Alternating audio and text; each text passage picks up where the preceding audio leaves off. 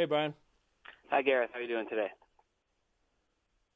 I'm good. My dad's name is Brian, so it just felt really weird to actually say your name then. Excellent. So first, I Don't read worry, that I you. won't call you dad. Okay, fair enough. So I read that you actually wrote this story before the first movie. So I was curious if there were a lot of elements from this initial story that you had to carry over to the first, and what other story changes you had to make when you actually moved forward with the Raid 2. Yeah, we started writing this 2 years before. And so when we had to abandon trying to get funding for this one and make the Raid 1 as a backup project, it was one of those things when I was writing that script, I started to look back on that original one and start to kind of figure out a way to combine them as a sequel, to retrofit the first script as the Raid 2. And for me, the biggest sort of challenge was obviously incorporating the police investigation elements, but to also everything I kind of wanted to add, anything new I wanted to put in there. Because I already had a pre-existing script, I had to go off and check 85 pages worth of something to make sure nothing contradicted. So that was like the biggest challenge in terms of writing this as a sequel to the Raid 1 then. Okay, I mean, like that. I saw this last weekend, and the action just—I mean, as did the first. The action just blew me away, and I learned that these actors were actually delivering real punches and kicks, but they had to be kind of delivered at, I suppose, half speed. I mean, is that trickier to pull off than to actually just have them miss and just pull completely? Yeah, they tend to the guys. I mean, when it comes to the fighters, they tend to like to do that whole macho thing of like, yeah, we do full contact, and they do take full contact hits to the body. When it comes to the face, I tell them not to. Sometimes they do it without me knowing, because if me as a director, if I'm just watching that monitor and it doesn't look right, even if it's a real punch to the face, if it doesn't look right in camera and I don't know about it, I'm gonna tell them to go again and again and again. So then, like all of a sudden, you start to see certain fighters look a little bit dazed, a little bit like bewildered. Why I want to go again, and then I'll ask them. I'll say like, "Are you punching each other for real?" And then I start to find out. Then yes, they are.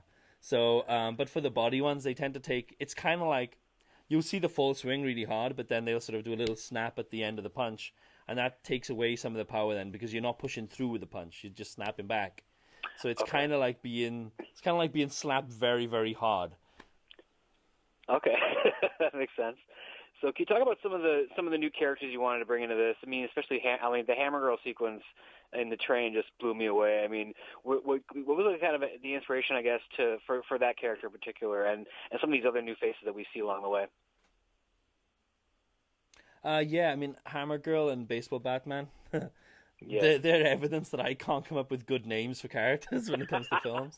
But for those characters, it was one of those things where I wanted to do something that sort of stretched the reality a little bit of the film that we were making. Because in the movies we make, I mean, the structure of it, we try to keep everything kind of grounded in a reality to a certain degree. And this was an opportunity to do something that was a little bit more comic bookish, that was a little bit more far fetched, but allowed us to sort of like stretch at the boundaries of reality without breaking them. And so, yeah, Hammer Girl was part of that, and so was Baseball Batman. And so, with Hammer Girl, her fighting style actually originates from a form of martial art called Silat Harimau, which is what we used in our first movie, Marantau. And that first movie, Marantau, it's kind of used in tiger style. So use the palm of your hand to hit, and then use your fingers in a claw formation to be able to sort of like grab, pull, and drag. And so I was looking for a weapon. What can I use which could be like, a means of extending our martial arts discipline but into weapons based? And sadly, one day when I was walking through some DIY store, I saw a claw hammer and I thought, yeah, well, that would work. And so you get the flat end of the hammer and then the claw part to drag. And what's better than two hammers? So yeah, that kind of fitted more within our remit of the kind of films that we making. Nice. So the car chase scene was just stunning, and it had to be just one of the most logistically challenging things to pull off in the whole set. I mean, was there like how much did you have to actually like close off to actually make this work? Like how much, what kind of a stretch of road did you have to get closed off? When it came to the car chase, we ended up having to close off about four main roads throughout the Jakarta, which was really difficult in itself anyway, because these roads on a normal day are chock full of traffic. It's crazy busy out there. So to kind of end up having a position whereby we're having to close off 4 main roads during weekdays as well, for about, I think we shot for about 12 days total. It was brutal. It was really hard for us to kind of get away with what we wanted to do there. And the infrastructure is not quite there yet to support what we wanted to do, because we were the first film crew to do anything of this scale on that level there.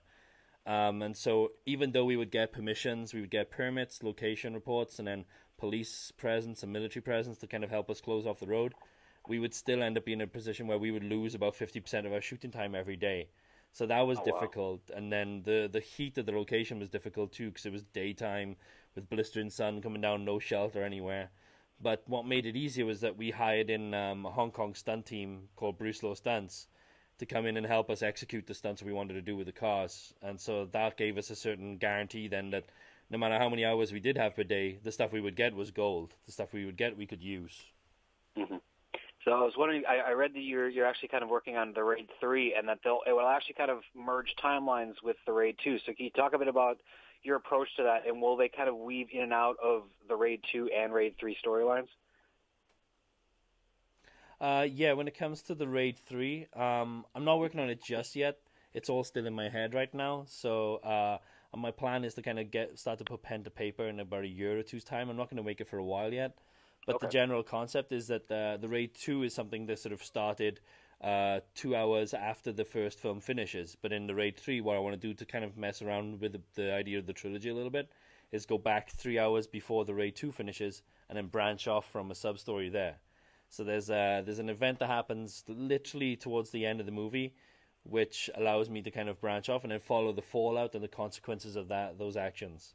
Okay. Excellent. Well, that's my time. Thank you so much, Gareth. Thank you. Cheers. Thanks so much.